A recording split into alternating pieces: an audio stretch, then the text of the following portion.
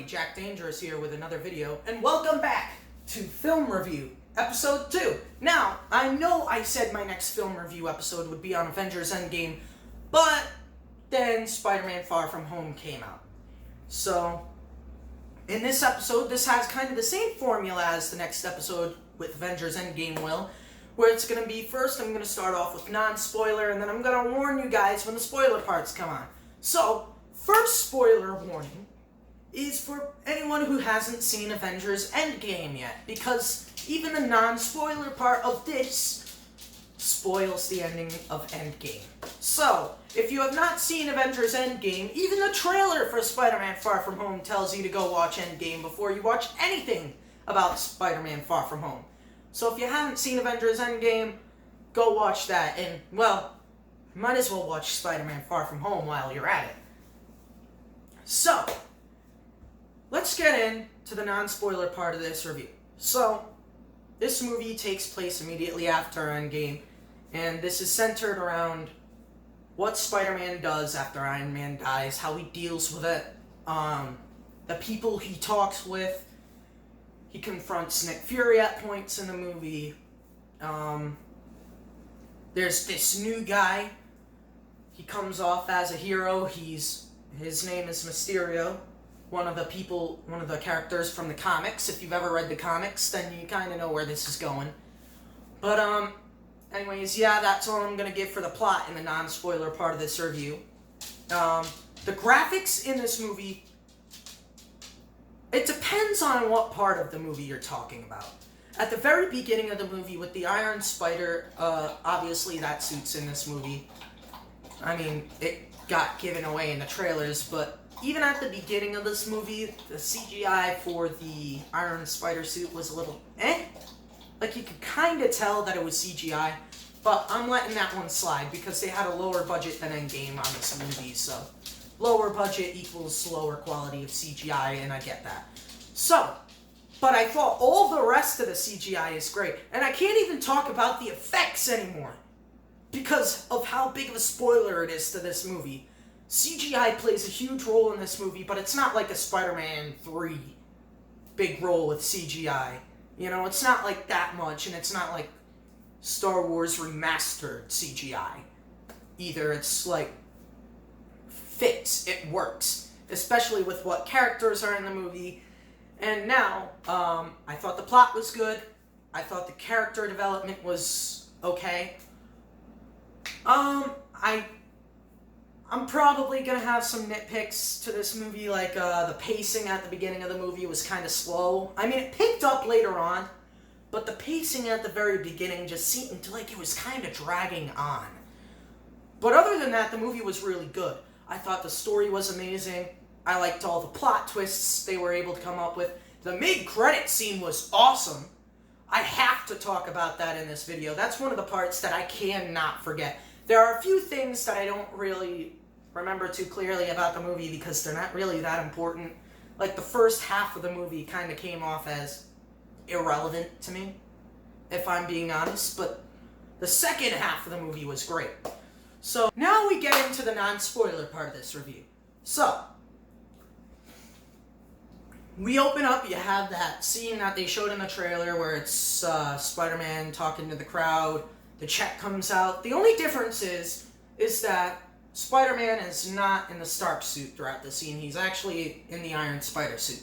And this is where I'm talking about the CGI being a little bit iffy, because it kind of seemed like you could tell it was fake.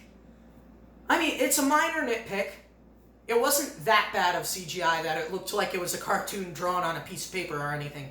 I mean, it looked realistic enough, but it just seemed off to me, like it didn't fit. Like, maybe they should have kept the Stark suit in there. Not have gone with the Iron Spider suit, but whatever. Whatever. So, continuing on. There's not really that much important stuff in the first half of the movie, like I said, except when Nick Fury arrives. So we're gonna skip all over the trip stuff because all of that's just minor plot details. Long story short, Spider-Man, or Peter Parker, has this plan to win over MJ, Mary Jane, or Michelle, whatever. Don't know. I mean, the name MJ is confusing at this point because she seems like Mary Jane MJ throughout this movie, but whatever.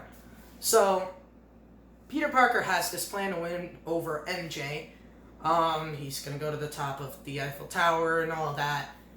Long story short, those plans fall flat within the first hour of this movie because Nick Fury shows up, tells Spider-Man, hey, we need your help, so yeah, about all of that stuff you want to do, it's not gonna work out.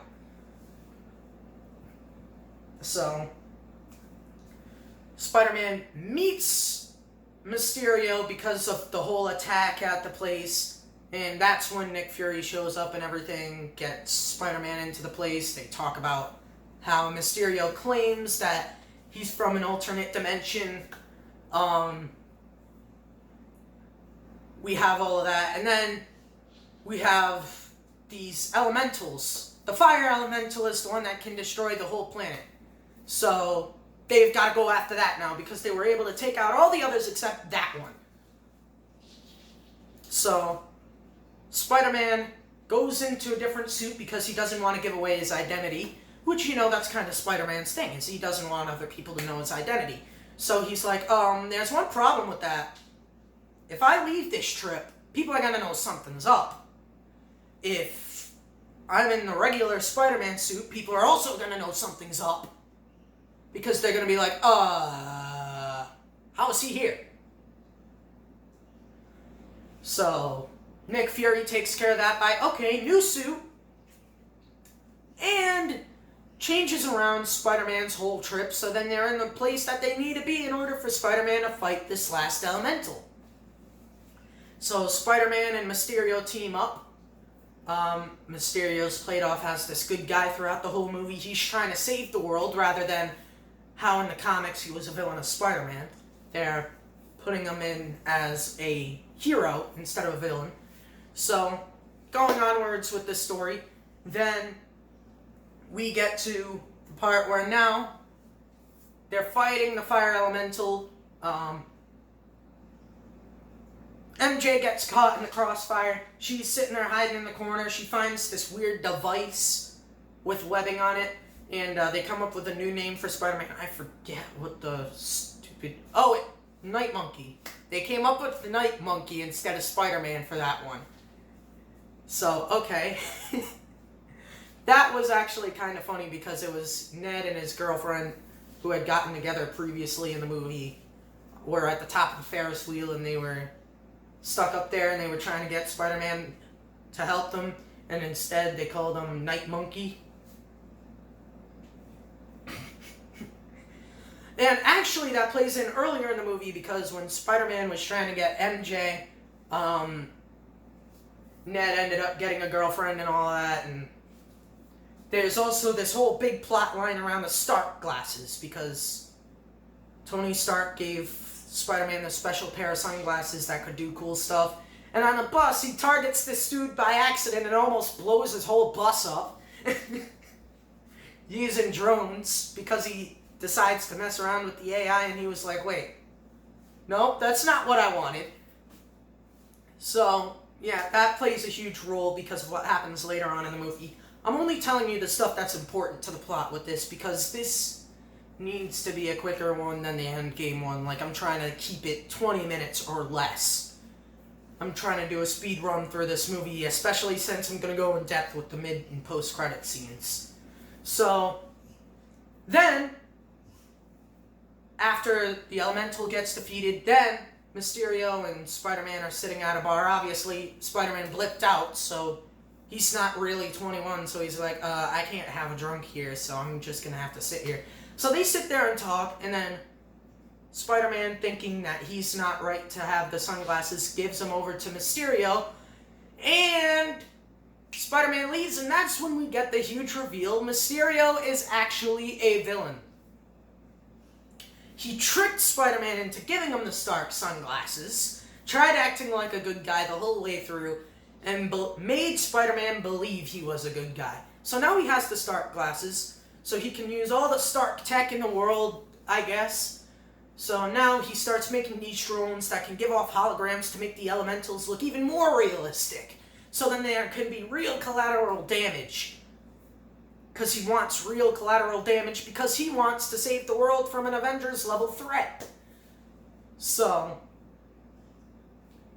he gets the elementals to show up eventually in the movie, but first we have Spider-Man talking with Mary Jane, or MJ, or Michelle, whatever. I'm gonna call her Mary Jane because she seems like Mary Jane, so if you don't like it, then whatever. Because I don't know her actual name, so let's just call her Mary Jane for the sake of all things. So Spider-Man talks to MJ, and MJ says she's been following Peter because she thought he was Spider-Man, to which Spider-Man replies, obviously, alright, fine, I am Spider-Man. Long story short. And then the hologram thing, and then, well, the hologram thing, which is the machine that MJ found, turns out the elementals are a hologram. So they accidentally turn it on when they try to pull the webbing off of it, and they realize the elementals are holograms. So that's a huge plot twist right there. And then Mysterio, he's trying to set up all the effects and everything, and then he's like, wait a second, why is there one piece missing? Oh, that's just because one of the drones aren't here, and one of the pieces to them are gone. And then the dude's like, what? That's gonna give away our whole plan. That one piece of equipment can give away our entire plan. And you let this piece get lost. So now Mysterio's got to track down Spider-Man because he knows now that he showed it to his friends and everything. And we get to the scene now. Spider-Man, realizing what's going on here, tries to go over to Nick Fury because he's like, there's something up here. And Nick Fury gets shot, and then we get this cool Inception scene with the best CGI in the whole movie. I love this scene because of the fact that it has all of these cool effects where it's like you don't know what's real. It kept switching up on you, and it was just Mysterio trying to screw with Peter Parker's mind, to the point where later on, Peter Parker gets hit by a train because of the effects. This is when Mysterio's already revealed that he's a villain to Peter Parker. Like I said, I'm not doing an in-depth thing with most of the movie. I'm trying to skip that till the end of the movie and stuff like that, because I'm going for the more important parts. There is a lot to talk about in this movie in the second act. Like I said, we're in the second and third act now. So Spider-Man gets hit by the train. Next thing he knows, he's in a prison somewhere. He breaks out of the prison cell. Then, now we have the scene with Happy Hogan. Spider-Man's trying to make sure it's really Happy and not Mysterio trying to screw with him again. Turns out it is really Happy, and it goes into the Stark private jet, and we have this cool scene where Spider-Man's building his new suit that was the center of the trailer, which is that cool red and black suit, which looks awesome in the movie. He pieces it together himself and everything. They have AC/DC playing in the background, to which Spider-Man says, "Ooh, I love Led Zeppelin," which was hilarious because that was AC/DC. Now, moving on, we have Spider-Man finishes the suit, puts it on, and then now he's making this plan to stop Mysterio. He's got to rush to London quick because now Mysterio knows who Spider-Man's told, and he knows where all of Spider-Man's friends are. So yeah, they arrive at London because all of them got rushed back to London now because of the whole thing with the elementals. They were afraid that it was a real thing, though, so they changed the course. And then the elementals thing is already happening where Mysterio's creating the illusion and everything, and Spider-Man comes up with the idea, destroy the illusion from the inside. So he goes inside of the illusion and he starts wrecking the crap out of all the drones. I'm not really going to talk about what's happening with the other dudes because that's side plot and that's not really important to this part of the movie. Sorry guys, but this part of the movie is more important. So he's taking out all the drones. Mysterio's starting to notice, wait, something's up. He's looking inside of illusion, and he's like, Spider-Man's there. Ah, crap! So now he's trying to change everything up because he's like, well, Spider-Man's taking all of it out, so everyone's going to know that part. So he says, turn off all of the illusion. Turn it off. Turn all of it off. And then one of Mysterio's buddies is like, wait, but then they'll see what's going on here. They'll see what we're doing. And then Mysterio says, they'll see what I want them to see. And this actually plays a big role in the mid-credit scene, so this is something that's gonna really work into later stuff that I'm talking about. Like I said, I'm talking about important stuff. I'm trying to get all the important information. So now, we have all of these drones being taken out and everything by Spider-Man, and long story short, Spider-Man's able to take out all the drones, and then he gets into the place where Mysterio is.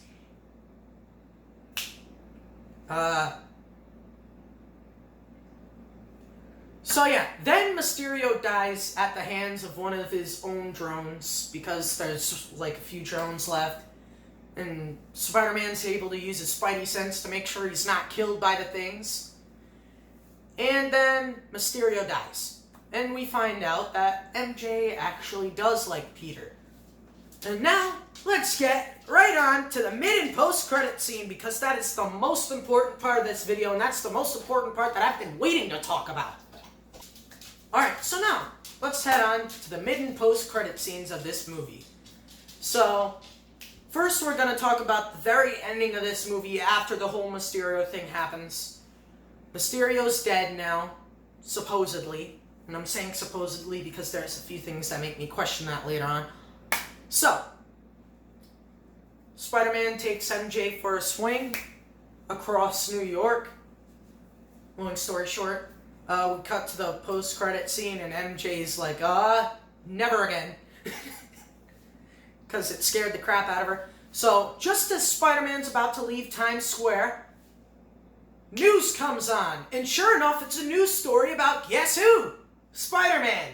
This is the big mid-credit scene I was talking about, because now we have the huge reveal about the footage from London. And what is that footage, you might ask? Well, it's footage that makes Spider-Man look like a complete dickhead villain. So throughout this, we have Mysterio, with his last illusion, making himself seem like Spider-Man's trying to kill him, twisting Spider-Man's line to cancel everything by saying execute all the canceling things, edited the line so then it would be like executing every drone to kill Mysterio.